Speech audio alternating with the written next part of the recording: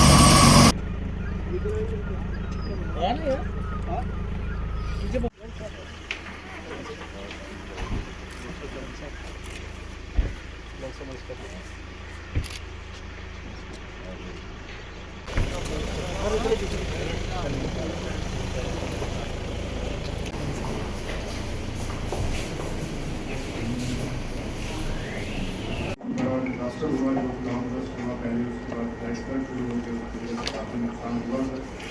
तो मैं आपके साथ साथ सर ऑनरेबल एमएलए जो है उनका भी वेलकम करता हूँ, ऑनरेबल रामबन है उनका भी वेलकम करता हूँ। दीप सिंह यादव राम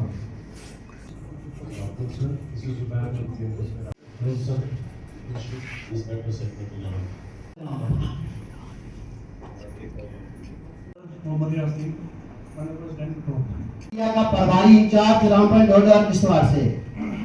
नमस्कार सर, अमित रखवाल की युवा मोर्चा का। जी नमस्कार सर, मैं मुश्ताक अहमद शान राजगढ़ से और जम्मू कश्मीर का चीफ पुलिस सुपारी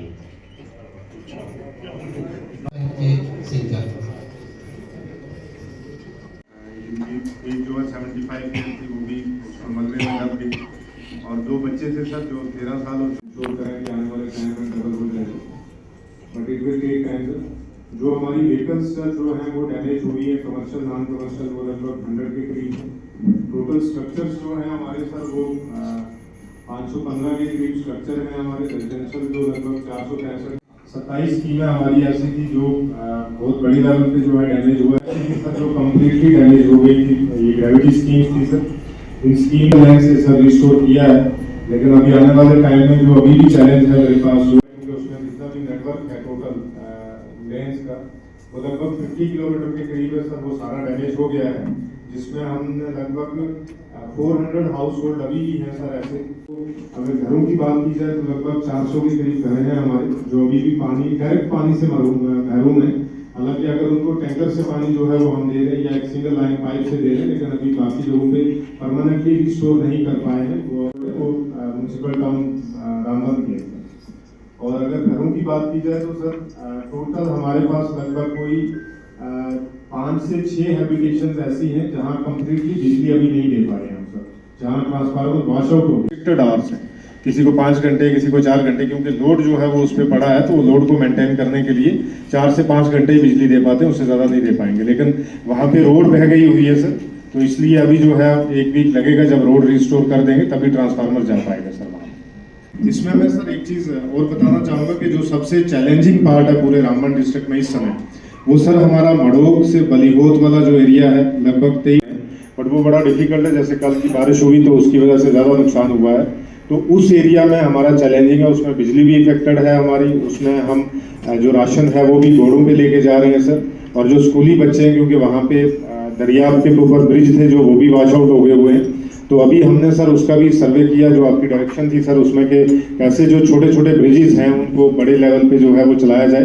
तो अभी तक सर हमने ऐसी 100 लोकेशंस आइडेंटिफाई की हैं, जिन 100 लोकेशन के ऊपर हमें जो है वो इमीडिएट आने वाले, क्योंकि अभी बरसात का मौसम शुरू हो जाएगा तो रामबन में बरसात होगी, तो 100 अभी हमने आइडेंटिफाई किए जिन पे हमें 15 से 20 दिन के अंदर अंदर जो है उनके ऊपर किसी न किसी तरीके से हमें कनेक्टिविटी देनी पड़ेगी, क्योंकि मेजॉरिटी उसमें बच्चे जो है वो क्रॉस करते हैं। और एक जगह जो है हमने जहाँ पे हाई स्कूल था वहाँ लगभग 250 से 300 के करीब बच्चे थे, जो कल हमने वहाँ पे बागना में सर रिस्टोर किया है, वहाँ पे एक टेम्परेरी ब्रिज देके, लेकिन वो परमानेंटली उसको जो है वो लगाना पड़ेगा, लगभग 10 मीटर का स्पेन है, उससे भी अगर कुछ होता है वो भी एक बहुत बड़ा चैलेंज है, क्योंकि एरियाज जो है सर सर उसका स्लोप अगर देखेंगे मोर देन 70 डिग्री उसका ग्रेडियंट है। ये सर डैमेजेस का जो है, जो ये मेहंदी बाजार का ही है, ये सेरी का है जहाँ टैंकर है हमारे इस तरफ में, और ये जो रास्तों में जो खासकर लाइफ स्टॉक हमारा था उसकी डेथ हुई है। नेक्स्ट कनाल के करीब जो है वो हमारा डैमेज हुआ है, जिसमें मोर देन 70% क्रॉप्स या तो कम्प्लीटली डैमेज हो गई हैं या लैंड ही वहाँ से जो है वो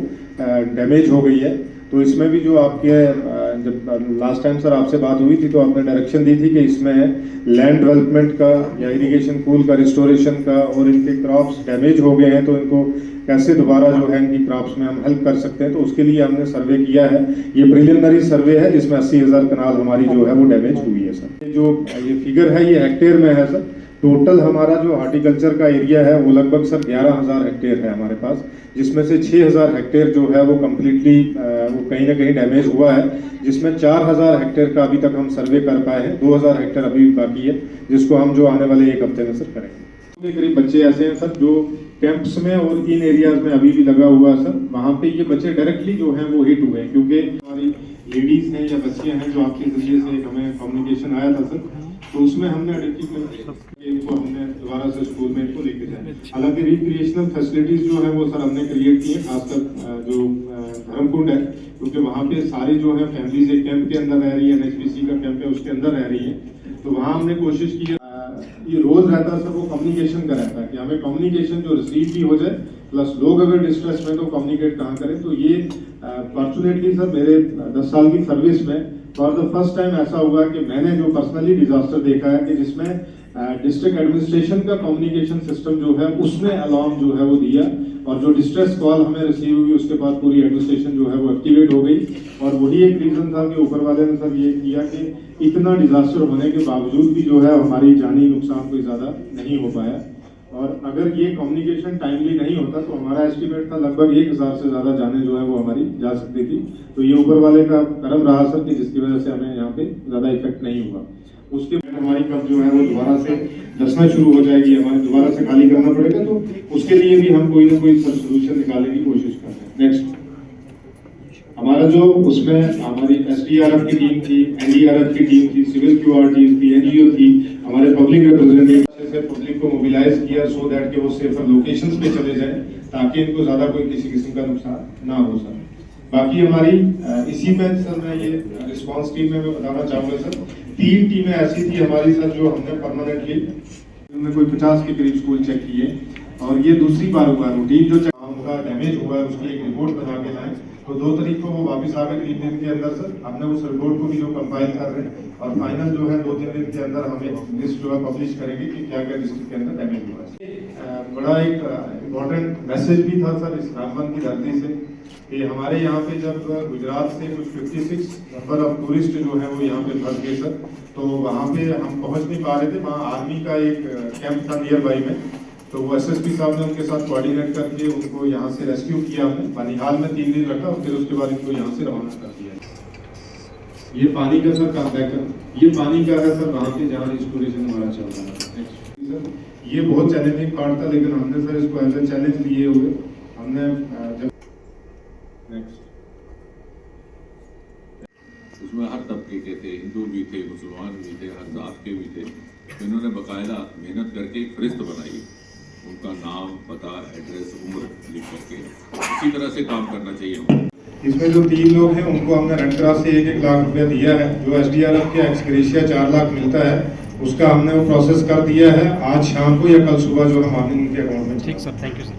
नुकसान जो है वो भोपाल मंडल को हुआ है सर। कम से कम 50 के करीब जो दुकानें हैं वो हमारी इस डिजास्टर में तबाह हो गई सर, बिल्कुल रह गई हैं।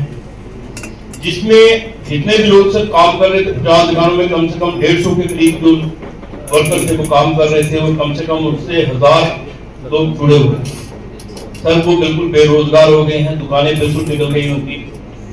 तो सर हमारी ये रिक्वेस्ट रहेगी सर कि जो दुकानदारों की जो दुकानें गई हैं कम से कम उन्हें कहीं ना कहीं दूसरी जगह। जिला इंतजामिया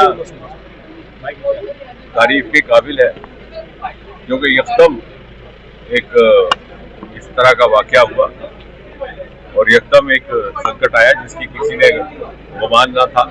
किसी को मालूम ना था, और इतने बड़े स्केल में उसके बावजूद भी बड़े कम रिस्पांस टाइम में एडमिनिस्ट्रेशन राहत के लिए पहुंची। और उसका सबसे बड़ा सबूत और प्रमाण ये है कि हमारा जान और माल का नुकसान कम करने में वो कामयाब रहे। 3 तो कैजुअलिटीज हुई बदकिस्मती से, लेकिन बहुत ज्यादा भी हो सकती थी जिस तरह का ये डिजास्टर हुआ था। तो और साथ ही साथ सिविल सोसाइटी ने, हमारे चुने हुए नुमाइंदे, हमारे शहरदार, हमारे डीडीसी, हमारे एमएलए, हमारे व्यापार मंडल, उन सब ने भी एक सुर में हर जमात के लोगों ने इकट्ठा होकर के ताउन किया। मुझे लगता है ये whole of government and whole of society का एक बेहतरीन मॉडल और बेहतरीन नमूना रामबन के माशरे, रामबन के समाज ने पेश किया। बाकी जो राहत के काम है वो जारी हैं। कुछ एक दिक्कतें थी, लेकिन यूटी सरकार की ओर से भी और मरकजी सरकार की ओर से भी पूरी तरह से इनको सहयोग और ताउन दिया जा रहा है। कुछ एक जो लोगों के घर चले गए, मकान चले गए, उनको दोबारा रिहेबिलिटेट करने के लिए कुछ प्लॉट्स देने का एक मशवरा है, उस पर भी काम किया जा रहा है। कुछ एक दुकानें ज़ाया गई हैं, तो हम चाहेंगे कि हमारे व्यापारी फिर से अपना काम धंधा शुरू कर सके। उसका किस तरह का ऑप्शन रहेगा, डीसी साहब भी उस पर काम कर रहे हैं। तो मुझे लगता है कि कुल मिलाकर के जितने भी ऐसे मुतासिर हुए लोग हैं, उनकी भरपाई किसी न किसी सूरत में करने का कोई ना कोई तरीका ढूंढा जाएगा और जल्द हो जाएगा। और इसके लिए चूंकि मोदी जी बताते खुद भी इस इलाके को लेकर के हमेशा बड़ी चिंता भी करते हैं, इसको बड़ी तरजीह भी देते हैं, क्योंकि हमेशा उनका ये कहना कि दूर दराज जो पहाड़ी इलाके जो पिछड़ गए, जिनको उस तरह की तवज्जो ना मिल सकी जिसके वो हकदार थे, उनको बराबर की तवज्जो देकर के उनको उस सतह पे लाना है। और बीच में इसी दौरान चूंकि पहलगाम का हादसा हो गया, तो कुछ एक एडमिनिस्ट्रेशन और दूसरे लोगों को भी जो हमारे पब्लिक लाइफ और सार्वजनिक जीवन से जुड़े थे, उनको उस तरफ थोड़ा सा तवज्जो देनी पड़ी।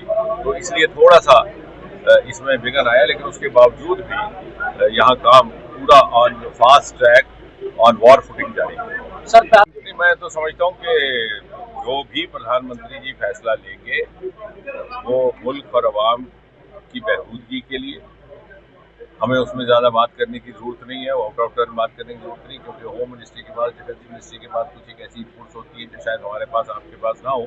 जो भी फैसला किया जाएगा देश हित में, राष्ट्र हित में किया जाएगा। और मुझे ये कहते हुए भी खुशी है कि हमारा एक बहुत सालों से रुका हुआ शाहपुर कंडी का प्रोजेक्ट था दरियाए रावी पे, क्योंकि जब इंडस वाटर ट्रीटी हुई थी तो 3 दरिया हमारे हिस्से में आए थे, रावी, सतलुज और ब्यास, उसमें से बड़ा रावी था। लेकिन नामालूम किन वजूहात से पिछली सरकारों ने उस प्रोजेक्ट को 40-50 साल बंद बस्ते में रखा।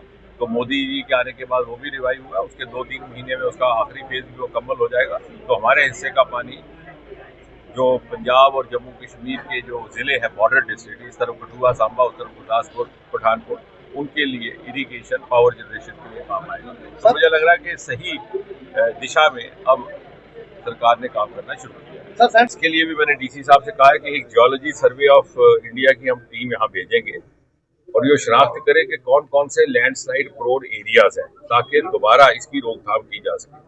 मेरा आपके जरिए माशरे समाज से भी अपील है कि वो इसमें ताउन करें, क्योंकि 2014 की बात क्या हुआ था कि तब भी हमने जियोलॉजी सर्वे जब टीम लाई, तो जहाँ अल्टरनेटिव उन्हें जगह दी गई रिहेबिलिटेट करने के लिए, हमारे लोग वहाँ जाने को तैयार नहीं थे, बावजूद इसकी कि वो खतरे की जगह थी। उनको कहा भी गया कि यहाँ दोबारा, ये तो खुदा की गनीमत है कि सिर्फ 3 कैजुअलिटीज हुई, ज्यादा भी हो सकती है। और इसलिए हम साइंटिफिकली, जैसे आपने कहा, स्टडी करके ही उन एरियाज की शनाख्त करेंगे जहाँ पर के मकान तामीर किए जा सके। और एक और अपील जिसमें आप बहुत ज्यादा तामुल कर सकते हैं, ये जो एनक्रोचमेंट और अनऑथोराइज कंस्ट्रक्शन है, ये सबसे बड़ा कारण है, वजह है ये सारे इस तरह की जहाँ संकट आते हैं। कई बार नाला बंद कर दिया जाता है, कई बार दरिया का रुख मोड़ दिया जाता है। तो उसमें मैंने आज व्यापार मंडल के दोस्तों से भी गुजारिश की है, समाज के लोगों से भी, कि हम सब मिलकर के, क्योंकि अपने लिए नहीं, अपनी आने वाली नस्ल के लिए, कि हम तो माल बना गए आज, और माल बना के माल भी बना गए, लेकिन उसका खमियाजा भरना पड़ेगा हमारे बच्चों को जब हम ना होंगे, तो क्या फायदा। तो इसलिए हम मिलजुल करके, जैसे मैंने कहा, होल ऑफ गवर्नमेंट और होल ऑफ सोसाइटी का एक बेहतरीन नमूना रामपुर में पेश किया।